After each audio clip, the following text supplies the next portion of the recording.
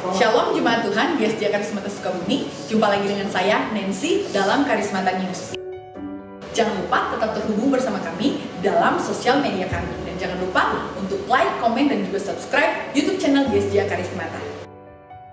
Bagi Bapak Ibu Saudara yang ingin memberikan persembahan, perpuluhan, dan juga kontribusi pembangunan, bisa mengirimkannya ke nomor rekening yang ada di bawah ini. Jangan lupa menyertakan keterangan yang tepat. Kami mengucapkan selamat beribadah untuk Bapak Ibu Saudara. Tuhan Yesus memberkati. Selamat hari Minggu. Shalom.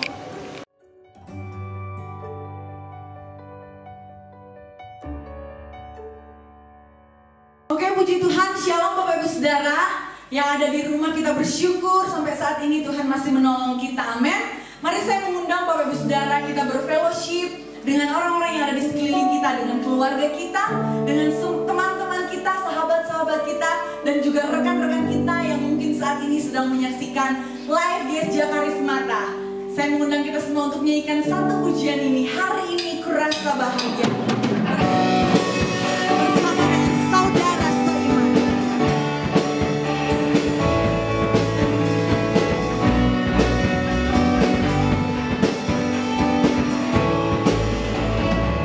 Sama-sama kita mau katakan,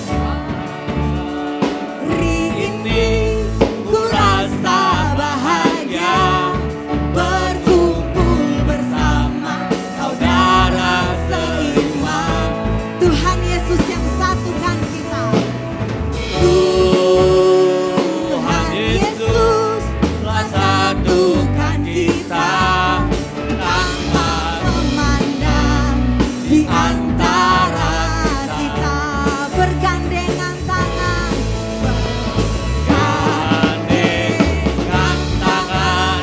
dalam kasih, dalam satu hati, berjalan dalam terang kasih Tuhan.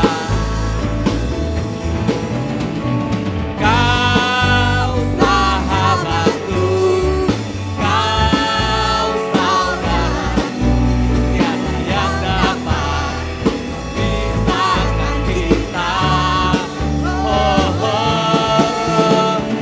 kau sahabatku, kau saudaraku, tiada yang dapat memisahkan kita. Tiada yang dapat memisahkan kita. Tiada yang dapat memisahkan kita. Haleluya. Amin. Ketika Tuhan ada bersama dengan kita, tidak ada satupun yang bisa memisahkan kita. Amin. Puji Tuhan, Bapak Ibu Saudara, mari kita siapkan hati kita. Kita mau menyembah Tuhan pada pagi hari ini. Allah yang kudus, Allah yang suci. Haleluya Yesus Tuhan. Kami mau nyatakan Engkau Allah yang kudus. Kami mau nyatakan Engkau Allah yang suci Bapa. Haleluya Yesus.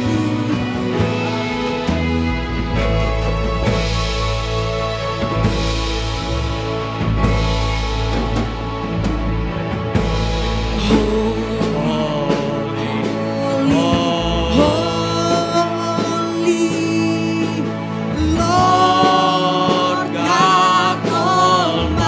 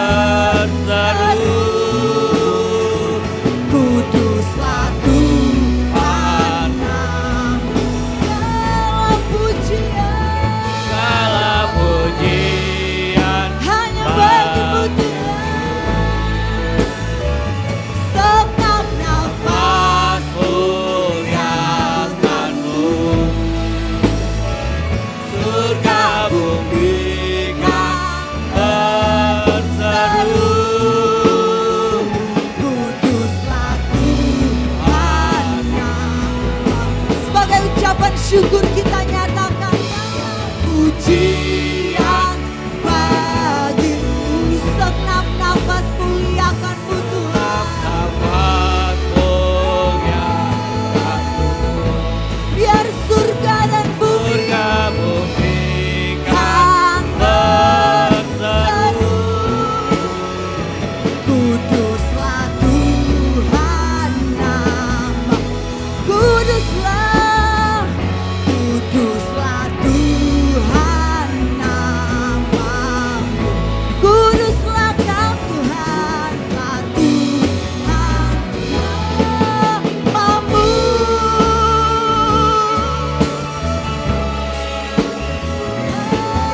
Kuduslah Kau Tuhan, kami sembah Kau, Allah yang kudus. Kami tinggikan Bapa, kami muliakan Kau Allah. Kau Raja segala raja yang berdaulat atas kami Tuhan. Kau yang berdaulat atas kami. Kau baik Tuhan.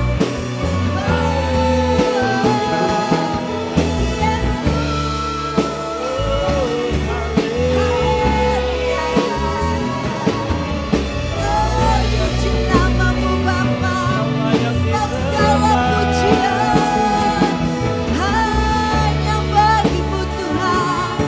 Segala hormat kemuliaan hanya bagi namamu Tuhan. Haleluya, haleluya.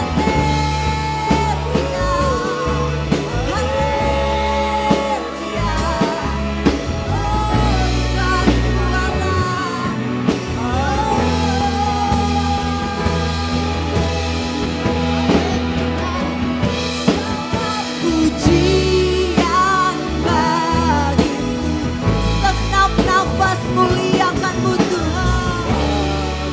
Amin Yesus. Biar surga dan bumi akan berseru, surga bumi akan menyatakan bahwa Engkau Allah yang kudus. Kuduslah Tuhan namamu.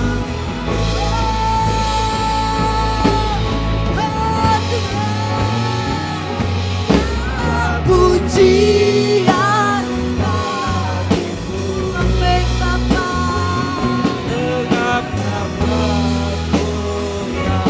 Amin Tuhan.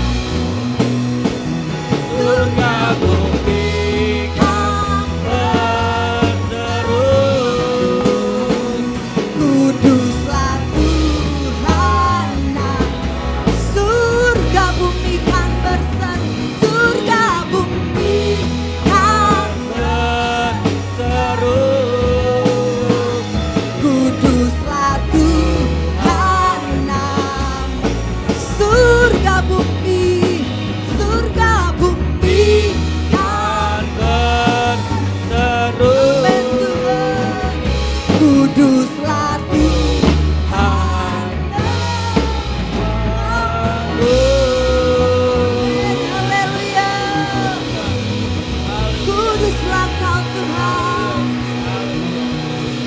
kuduslah Kau Tuhan, kuduslah namamu Yesus. Haleluya. Terima kasih Tuhan. Biarlah surga bumi akan berseru. Kuduslah Tuhan Allah kami yang hidup. Biarlah surga bumi akan berseru bahwa Engkau satu-satunya Allah keselamatan kami Tuhan.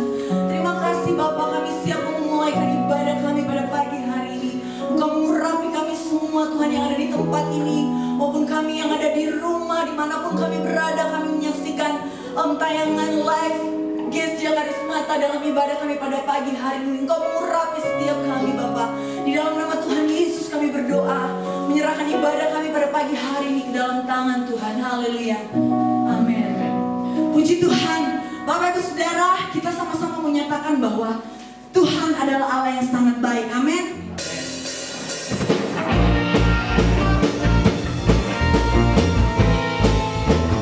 Kita mau nyatakan di Dia sungguh baik bagiku.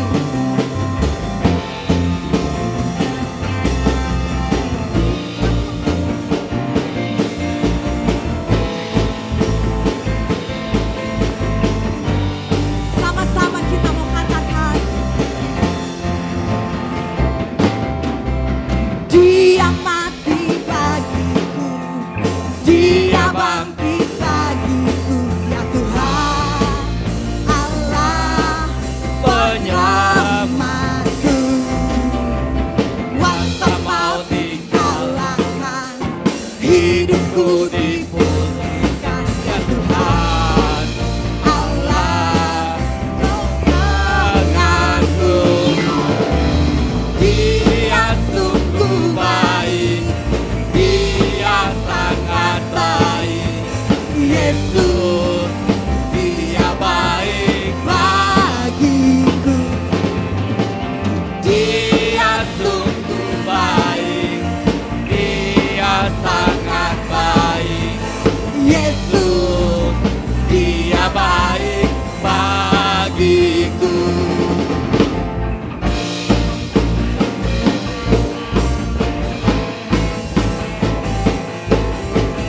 Amin Tuhan, Kau ada di dalam kami Tuhan.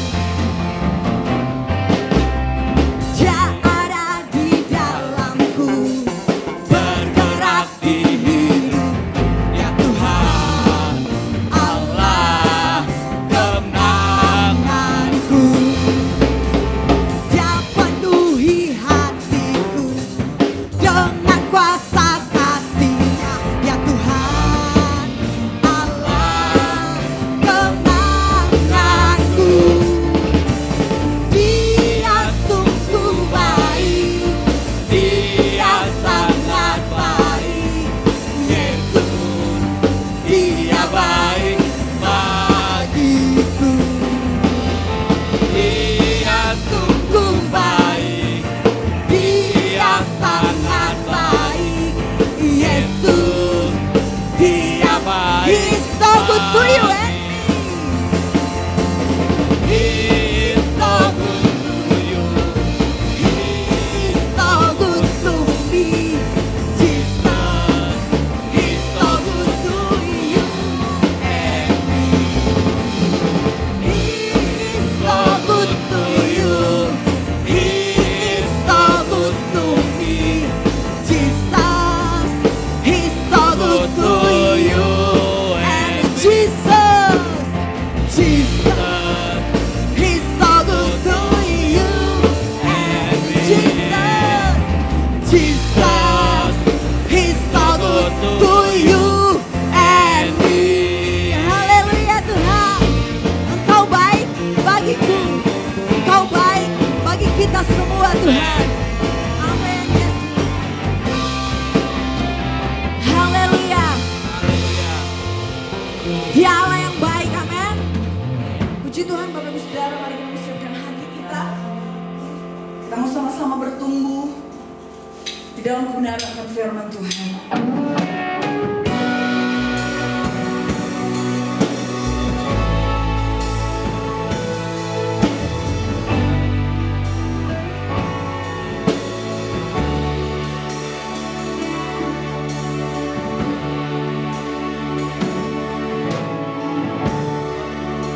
Yang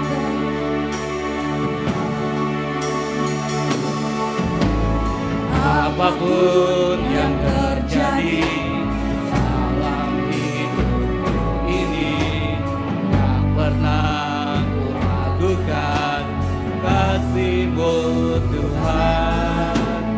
Lewat gunung yang tinggi, dalam lembah yang curam, tak pernah ku ragukan janji-Mu Tuhan. apapun yang terjadi,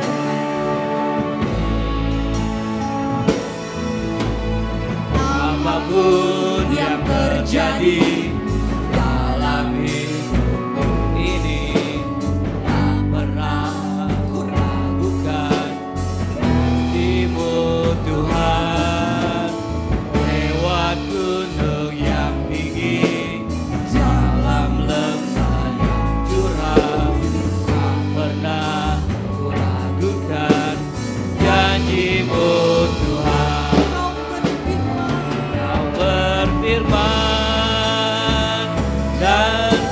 temukanku, Kau bersabda dan selamatkanku. Tiada yang mustahil bagimu, Yesus, ku percaya padamu. Apapun yang terjadi Bapak, Apapun yang terjadi dalam hidupku ini, tak pernah ku ragukan kasih-Mu Tuhan. Lewat gunung yang tinggi, dalam lembah yang curam, tak pernah ku ragukan janji-Mu Tuhan. Kau berfirman dan sembuhkanku, Kau bersabda dan selamatkanku. Tiada yang mustahil bagimu, Yesus, ku percaya Kau berfirman, berfirman dan Ku sembuhkanku. dalam nama Yesus kami mendapatkan kesembuhan dari Tuhan. Dan selamatkanku. Tiada yang mustahil bagimu, Yesus ku percaya padamu. Kau berfirman, Kau berfirman dan sembuhkanku. Kau bersabda dan selamatkanku. Tiada yang mustahil bagimu, Yesus ku percaya padamu.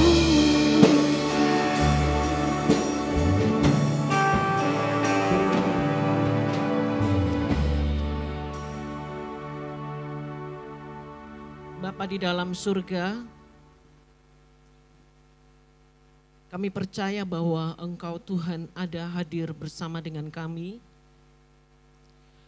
Ketika kami tidak bisa berkumpul di dalam satu tembok gereja, Engkau sedang mengajari kami satu hal, bahwa Engkau ada di mana-mana. Dan hari ini kami mau menghargai dan menghormati kehadiran-Mu. Ketika firman Tuhan akan kami dengar, mungkin kami sedang ada di dalam ruang tamu kami ada di sekitar meja makan, atau kami sedang ada sendirian. Tuhan, Engkau sedang ada bersama-sama dengan kami. Berbicaralah karena kami ingin mendengar suara-Mu. Begitu banyak suara dan berita di luar yang menakutkan, membingungkan dan membuat kami gelisah. Tetapi firman-Mu, kata-kata-Mu selalu meneduhkan, memberkati, menguatkan, mengubah kami. Dan kami merindukan Engkau. Terima kasih Tuhan, berfirman-Lah, karena kami siap mendengar. Di dalam nama Tuhan Yesus kami berdoa. Amin. Pada saat ini kita akan bersama-sama merenungkan satu bagian dari firman Tuhan. Dan hari ini saya akan memberikan judul, Schadenfreude bukan hati Tuhan. Schadenfreude bukan hati Tuhan. Apa itu Schadenfreude? Adalah perasaan senang atau gembira melihat orang lain celaka atau menderita. Saudara-saudara, banyak kali kita tidak sadar bahwa sebenarnya kita memiliki hal ini. Yaitu perasaan senang atau gembira melihat orang lain celaka, orang lain sial, atau orang lain menderita. Kalau kita menikmati penderitaan orang lain, berarti ada sesuatu dalam penderitaan tersebut yang baik untuk kita. Wow, tentunya itu bukan dari Tuhan. Contohnya, ketika kita menertawakan orang tersandung jatuh. Atau kita sedang melihat orang yang sedang pegang handphone, tiba-tiba dia kecemplung masuk dalam selokan. Kita tertawa terbahak-bahak. Dan itu adalah namanya schadenfreude.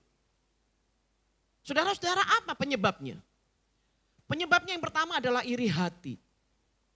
Ketika kita memiliki iri hati kepada seseorang, maka ketika kita mendengar bahwa orang itu sial atau dia mengalami sesuatu hal, kita menjadi senang. Atau penyebab berikutnya adalah karena merasa tersaingi. Seseorang yang membuat kita merasa bahwa dia lebih baik dari kita, lebih hebat daripada kita, dan satu kali dia mengalami kesialan, kita merasa bersyukur. Dan kita merasa suka tentang hal itu. Penyebab yang berikutnya adalah tidak percaya diri. Karena ketika seseorang melihat orang lain mengalami celaka dan dia kemudian tertawa, secara otomatis di dalam dirinya ada sesuatu yang mengangkat harga dirinya. Menganggap dirinya lebih baik daripada orang itu. Atau yang berikutnya, penyebab berikutnya, dan tentu kita tidak menginginkan hal ini, yaitu gangguan mental atau masalah kejiwaan. Sebenarnya schadenfreude ini sudah berlangsung sejak kita kanak-kanak. Misalnya, kakak dihukum sama mama atau papa karena nakalin kita. Dan kemudian kita mulai tertawa. Atau kita menertawakan adik kita yang jatuh dari sepeda. Atau ketika kakak ketahuan bahwa dia bolos sekolah, sedangkan kita sudah capek-capek sekolah, lalu ternyata dia bolos sekolah, dan kemudian dia dimarahi oleh orang tua, kita merasa senang dengan itu. Dan bertambah usia, bertambah waktu, kita berjalan tanpa menyadari bahwa sesuatu itu adalah hal yang salah. Sampai sekarang, banyak kali hiburan-hiburan atau komedi-komedi yang ditayangkan berisi menertawakan kesialan orang. Nah, saudara-saudara, macam-macam dari schadenfreude ini. Yang pertama adalah tertutup. Tertutup adalah orang yang dia menertawakan ketika dia mendengar bahwa orang tersebut sial, celaka, dalam hatinya bilang begini, syukur, syukur. Atau terbuka. Kalau terbuka biasanya ini dia tertawa terbahak-bahak. Dan orang begitu suka sekali tertawa terbahak-bahak untuk sebuah kesialan. Macam schadenfreude yang berikutnya adalah ejekan. Dia bercanda-canda, mengejek-ngejek tentang hal-hal yang pernah terjadi yang bersifat sial atau celaka. Atau ada orang yang bilang begini, nah sekarang kamu ngalamin itu. Ya makanya belajar, dari dulu kan saya sudah ngomong, menyalahkan dengan alasan mengajari atau menasehati. Mari saudara-saudara kita membaca firman Tuhan di dalam Matius 14 ayat 14 sampai 16. Apa hubungannya? Kita baca Matius 14 ayat 14 sampai dengan yang ke-16. Ketika Yesus mendarat, ia melihat orang banyak yang besar jumlahnya. Lalu tergeraklah hatinya oleh belas kasihan kepada mereka. Dan ia menyembuhkan mereka yang sakit.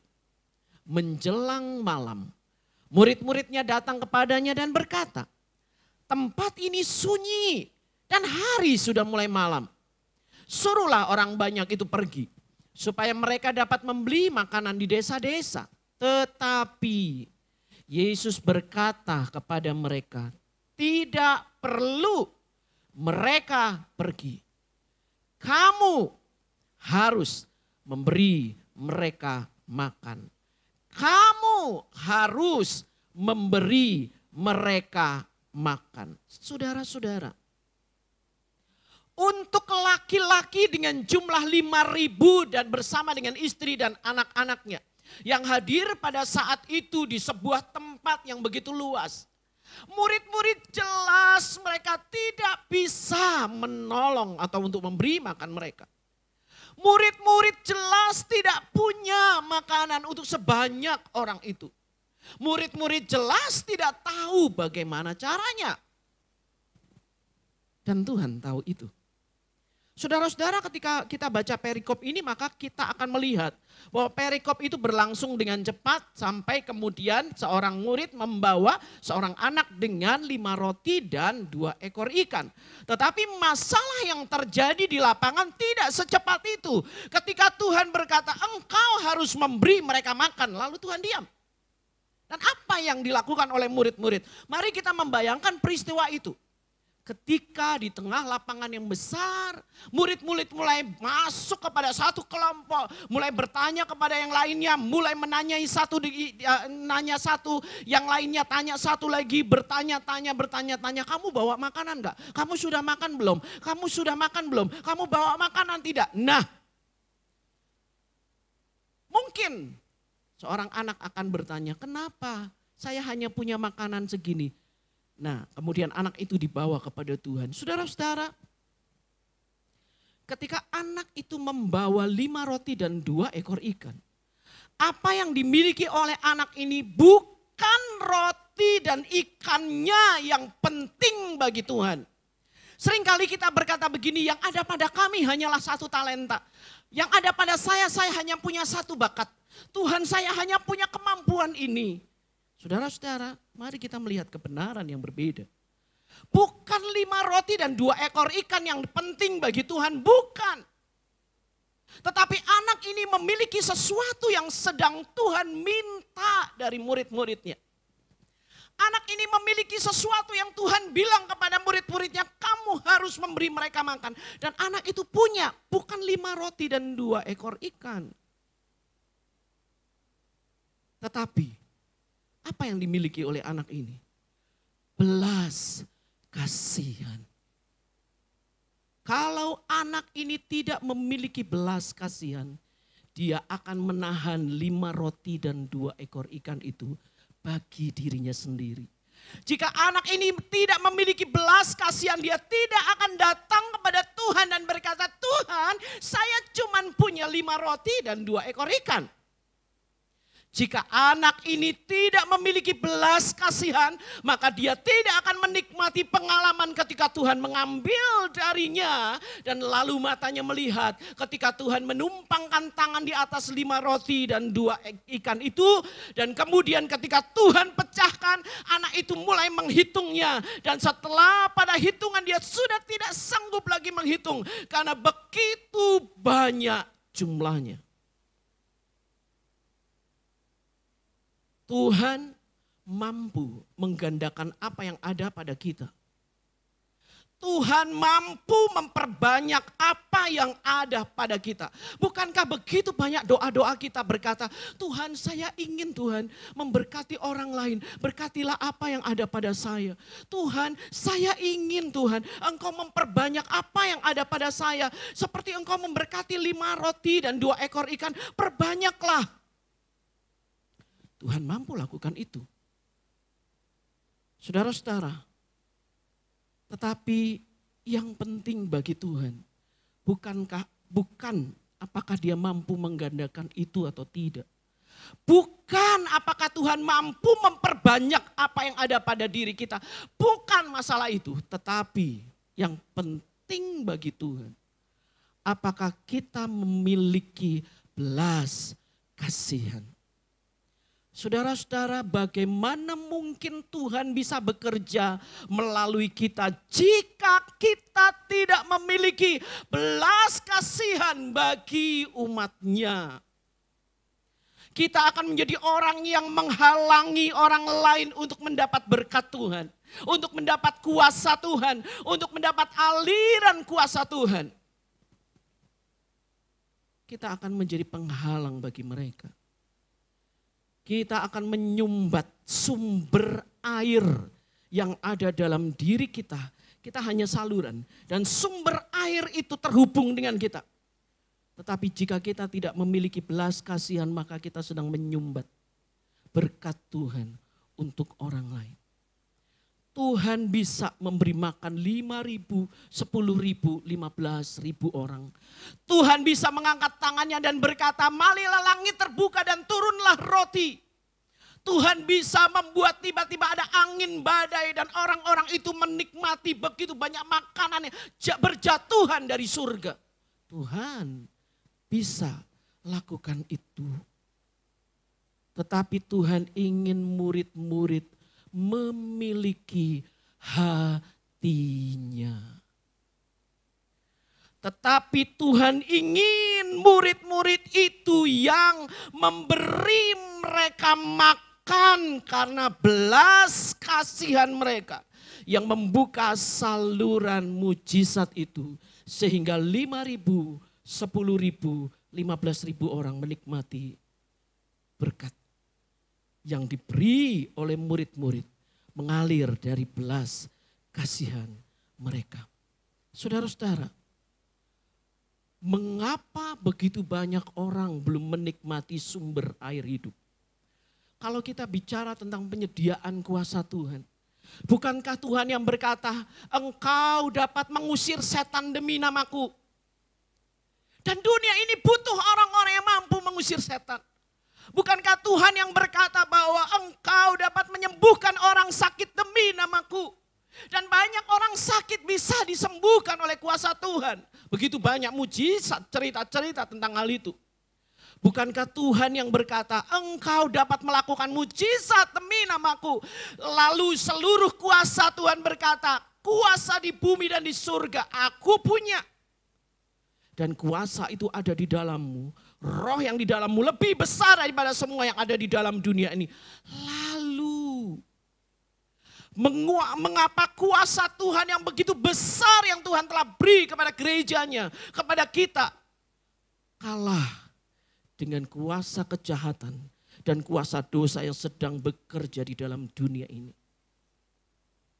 Mengapa? Mengapa orang-orang banyak belum menikmati sumber air hidup? Dan Yesus berkata, akulah air kehidupan itu. Mengapa begitu banyak orang belum menikmati roti hidup itu? Dan Yesuslah roti hidup itu. Mengapa? Karena gereja Tuhan sedang tersumbat. Karena anak-anak Tuhan sedang tersumbat. Baik, ini baik. Gereja membuat program untuk menyalurkan sembako. Gereja membuat program untuk memberikan makanan. Dan keliling di jalan-jalan untuk memberikan makanan kepada mereka yang membutuhkan. Gereja membuat program-program seperti itu. Tapi jika tanpa belas kasihan, itu hanya program-program yang menyentuh isi perut dan bukan menyentuh isi hati. Inilah pokok yang sedang diajarkan oleh Tuhan kepada murid-muridnya. Dia sedang berkata, mengertikah kamu bahwa aku tidak akan selalu bersama-sama dengan kamu di sini untuk menangani kebutuhan orang banyak ini? Aku tidak akan selalu bersama-sama dengan kamu. Tetapi kamu akan selalu ada dengan mereka. Kamu harus melanjutkan pekerjaanku ini. Aku akan pergi ke salib. Dan kemudian aku akan membuka gerbang surga bagi orang banyak ini. Aku akan mengalirkan air hidup dari surga. Aku tidak ada di sini, tetapi kamu ada di sini. Kamu harus memberi mereka air hidup. Kamu harus memberi mereka makan roti kehidupan. Siapa yang akan memberi mereka jika bukan kamu? Saudara-saudara, korban penebusan Tuhan di atas kayu salib. Dan kita sebagai orang yang telah dibebaskan, jangan berhenti di tangan kita. Jangan berhenti dalam hidup kita. Dan jangan kita seperti murid-murid berkata, oh Tuhan, hari sudah larut malam. Biarkanlah orang-orang itu pulang, biar mereka cari jawaban bagi masalah mereka. Biar mereka menemukan orang-orang yang mereka bisa mendapatkan pertolongan. Biar mereka pergi ke tempat di mana mungkin mereka harus pergi. Panggilan apa yang sedang kita tunggu? Panggilan apa yang sedang kita perlukan? Panggilan pengurapan? Panggilan karunia roh? Panggilan talenta? Saudara, hanya ada satu panggilan yang kita perlukan, yaitu panggilan belas kasihan. Hanya ada satu panggilan yang kita perlukan, yaitu panggilan belas kasihan. Yesus telah melakukannya di atas kayu salib. Dan kemudian dia menjanjikan kuasa Roh Kudus akan tercurah di atas semua orang yang percaya. Dan janji ini pasti akan digenapi. Kita merindukan namanya Pentakosta ketiga. Pasti digenapi, tapi tanpa belas kasihan tidak mungkin terjadi apa-apa. Salah satu tanda dari ketidakadanya belas kasihan adalah ketidaksabaran. Ketika kita tidak sabar dengan orang yang terus jatuh di dalam kelemahannya. Ketika kita tidak sabar dengan lambatnya iman seseorang. Ketika kita tidak sabar mendampingi seseorang yang mengecewakan lagi, dan akhirnya kita benar-benar tidak sabar. Ketika kita tidak sabar dengan doa-doa syafaat, dan kemudian doa dan kata-kata itu hanya meluncur tanpa air mata belas kasihan. Ketika kita mulai tidak sabar dan mulai mencela A, mencela B, mengkritik A, mengkritik B, kita menganggapnya sebagai baik. Tetapi ketika dalam keadaan demikian kita harus diam dan menyadari, ternyata saya tidak memiliki hati yang berbelas kasihan. Saudara, Tuhan tidak pernah bangga dengan kemampuan mujizat yang bisa kita lakukan. Tuhan tidak pernah bangga dengan mujizat-mujizat yang kita lakukan. Tuhan hanya bangga kepada mereka yang memiliki hati yang penuh dengan belas kasihan. Menjangkau orang tidak terlihat oleh yang lain. Melakukan sesuatu tanpa dinilai oleh orang lain. Dan dia terus berbagi, membagi hidupnya. Terus membagikan hidupnya.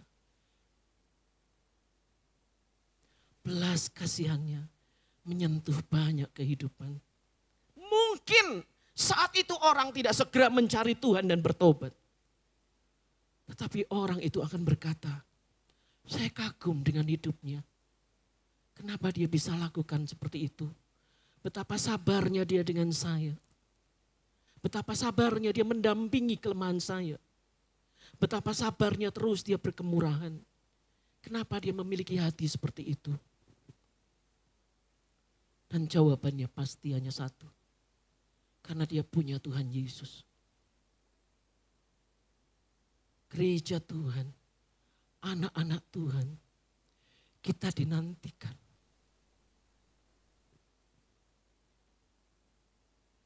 Kita dinantikan oleh dunia.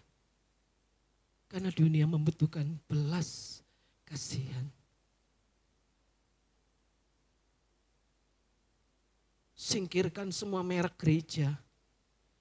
Singkirkan semua status. Singkirkan semua karuniakah, talentakah, Pengurapankah? Singkirkan semua doktrin. Singkirkan. Taruh di hatimu Kristus. Taruh di hatimu belas kasihan. Dunia membutuhkan itu. Hari ini kita belajar satu kebenaran. Kebenaran yang pertama. Tuhan mampu memberkati apa yang kecil yang ada pada kita. Dan apa yang kecil itu dapat Tuhan lipat gandakan untuk memberkati banyak sekali orang. Itu kebenaran yang pertama. Katakan amin. Dan jangan putus asa dengan apa yang kecil. Karena Tuhan berkata, apa yang kau anggap kecil, Tuhan mampu membuat kita menjadi besar bagi kemuliaan namanya. Bukan kehormatan diri kita, bukan. Tetapi Kristus besar. Kita semakin kecil, Kristus semakin besar. Kebenaran yang kedua. Sebelum Tuhan memakai kita, Dia harus membuat kita berpikir seperti Dia. Memiliki hati seperti Dia. Sebelum Tuhan memakai kita, itu unsur paling penting. Belas kasihan. Dan prinsip yang ketiga, melakukan mujizat untuk memberkati banyak orang. Kita membutuhkan belas kasihan. Dan kebenaran yang keempat, ketidaksabaran adalah satu tanda bahwa kita tidak memiliki belas kasihan. Saudara-saudara, mari kita berkata, Tuhan, ampuni jika saya menertawakan kejatuhan orang. Ampuni jika saya sering menertawakan kesialan orang. Tidak ada belas kasihan di situ. Yang adalah ego dan harga diri. Ampuni saya Tuhan. Hari ini saya mau Engkau memakai saya dengan apa yang ada dalam hidup saya. Walau kecil saya yakin Engkau akan memberkati. Tapi Tuhan, ubah hatiku, ubah pikiranku. Supaya menjadi pikiran-Mu dan hati-Mu yang penuh dengan belas kasihan. Tolong saya untuk sabar. Saya tidak sabar dengan pasangan saya. Saya tidak sabar dengan anak saya. Saya tidak sabar dengan anak-anak rohani. Saya tidak sabar dengan pelayanan. Saya tidak sabar dengan saudara-saudara. Saya tidak sabar, Tuhan ampuni saya. Saya mau Engkau mengangkat semua ketidaksabaran. Dan saya mau belajar taat. Engkau beri saya hati yang penuh dengan belas kasihan. Maka kemudian Tuhan, saya mau menjadi berkat bagi banyak orang. Mari kita berdoa.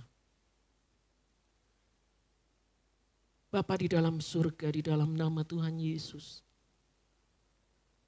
Kami telah mendengar firman-Mu Tuhan. Dan hari ini kami mengaku Bapa, bahwa kami belum memiliki belas kasihan itu. Mungkin orang melihat kami berkarisma. Mungkin orang memandang kami memiliki banyak karunia. Mungkin orang menganggap kami orang yang sangat beruntung. Mungkin orang menganggap kami memiliki semua yang mereka punya. Tetapi hari ini Tuhan, saya membutuhkan kebutuhan yang lebih daripada semuanya. Yaitu belas kasihan.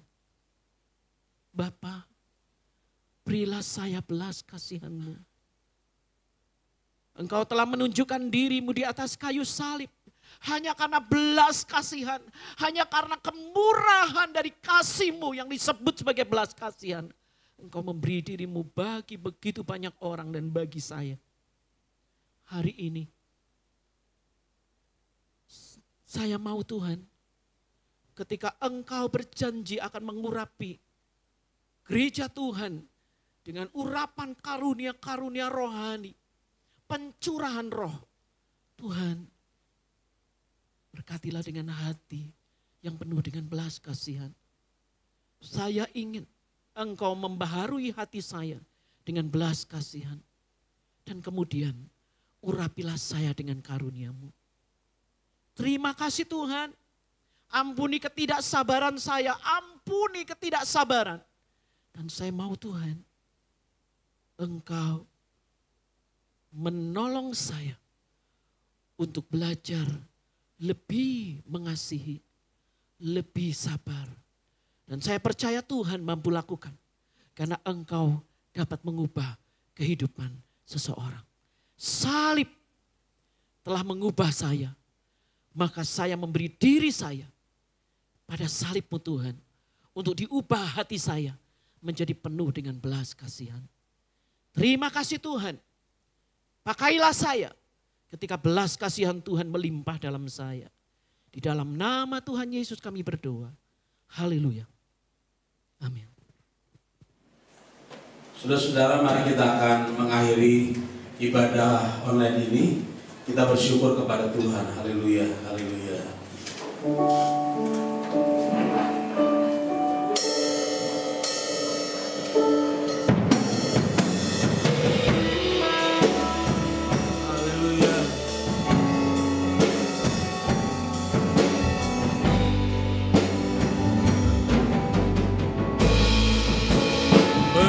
Bersamamu Bapa,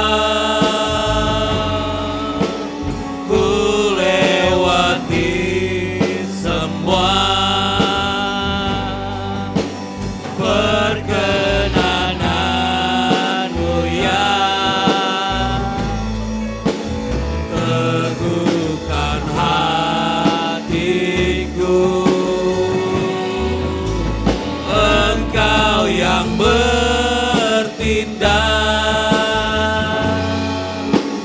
memberi pertolongan,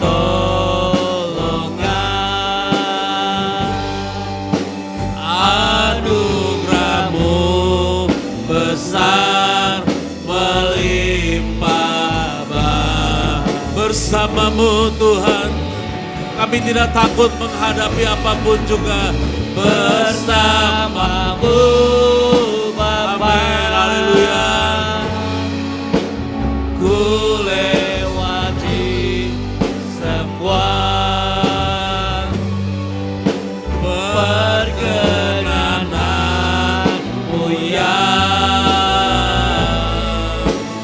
teguhkan hatiku, Engkau yang bertindak, memberi pertolongan, anugerah-Mu besar melimpah bagiku. Haleluya. Haleluya. Haleluya.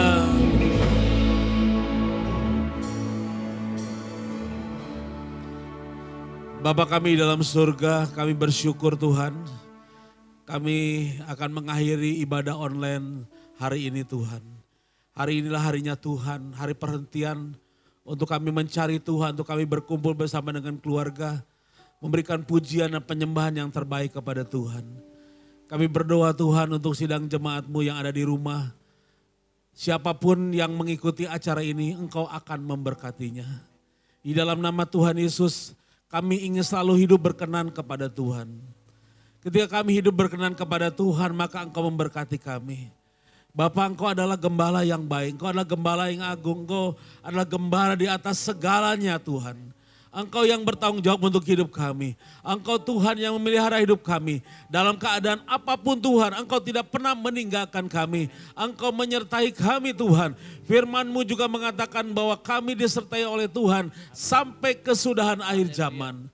Kami tidak takut bahaya, kami tidak takut tentang kabar-kabar buruk. Kami tidak takut dengan guncangan-guncangan dunia. Karena kami tahu Tuhan menyertai kami. Tuhan tidak pernah meninggalkan kami. Tuhan, Engkau adalah Bapa kami yang baik. Engkau adalah gembala yang baik bagi kami Tuhan. Bapa, mari Engkau merawat umat-Mu. Engkau menjaga dan memelihara sidang jemaat-Mu. Setiap saat, setiap waktu, setiap hari Tuhan. Dalam segala hal berikan kekuatan, kesehatan. Dalam hal perekonomian Engkau akan memberkati dengan kuasa dan mujizat-Mu Tuhan. Terima kasih Tuhan, terima kasih Bapa. segala kemuliaan, hormat, pujian hanya bagi Tuhan. Haleluya, haleluya. Saudara-saudara ini kasih oleh Tuhan, yang di rumah mari kita akan mengangkat tangan. Arahkanlah keyakinan pengharapanmu kepada Tuhan. Dia adalah Tuhan yang bertanggung jawab untuk hidupmu. Tuhan memberkati engkau dan melindungi engkau. Tuhan menyertai engkau dengan wajahnya dan beri engkau kasih karunia. Dan Tuhan menghadapkan wajahnya saat ini kepadamu dan memberi engkau damai sejahtera.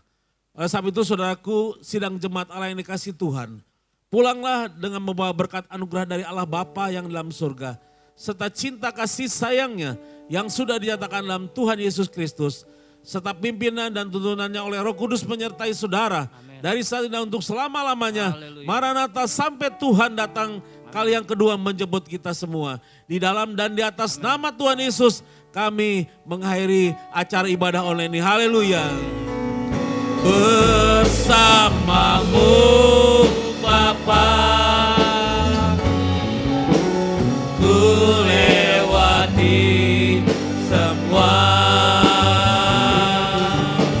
perkenananmu yang teguhkan hatiku. Engkau yang bertindak, memberi pertolongan, anugerah-Mu besar melimpah bagiku.